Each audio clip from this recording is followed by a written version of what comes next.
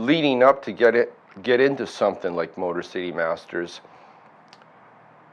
there was at least 2 other opportunities where we were investigating some kind of show. And when that opportunity came up, they said, Camilo, these people have experience. They're not just getting started. They're well on their way. They brought us in. I guess they brought probably 20 to 50 of their final candidates for an interview downtown here in LA.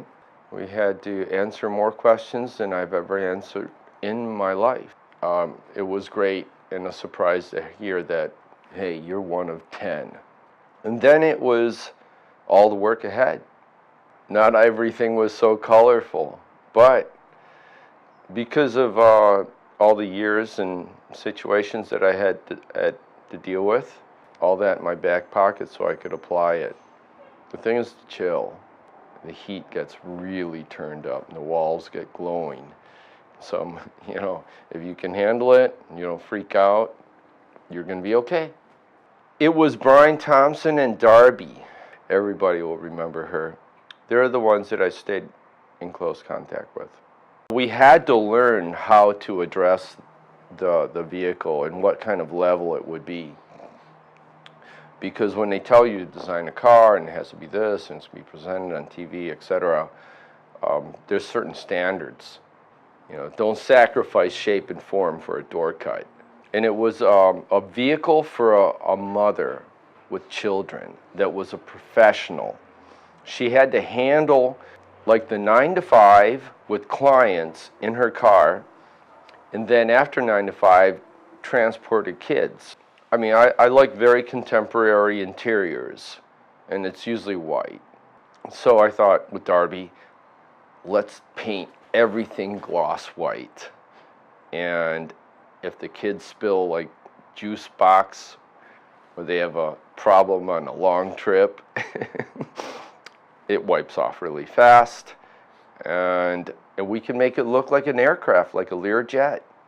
And I remember when the judges came over, they drilled into her. They said, "Are you kidding? With children? All white?" And she came back completely discouraged. So then they had to approach me. They had cooled off by then. Camilo, we heard you're thinking about white, this interior. And I said, yeah, like porcelain white. Deflective. Deflective was the key word. Anything spills on it, you can just get rid of it immediately. The emotional edge had turned off, and they kind of let us go with it. We took the gamble. We put all the chips on white.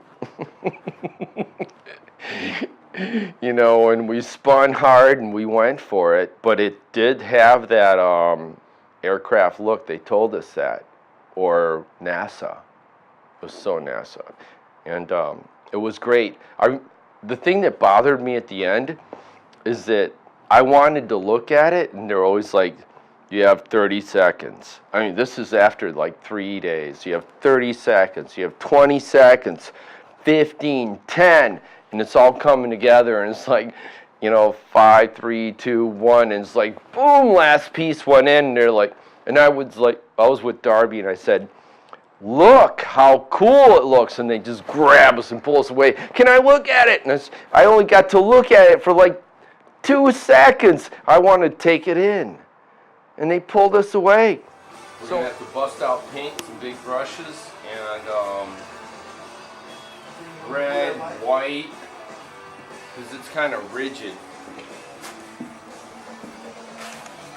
So, in order to capture motion and speed, what you have to do is you have to turn the painting upside down.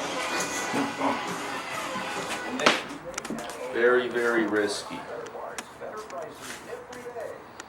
Orange is coming off of that, right? Let's try it on the white then. There you go. Now you can see that. Some on that white area. Right back. That'll work just fine. All right, so let's try a little red.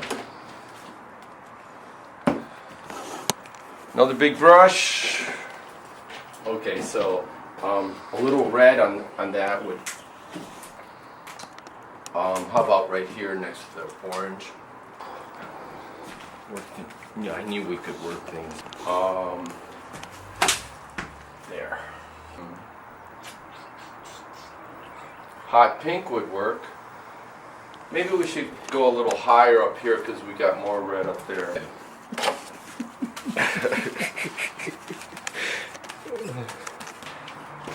A little bit over here off this tire. Yeah. All right, over here is kind of like it needs something. Oh, so aggressive. Here, let's turn it over and see what we got.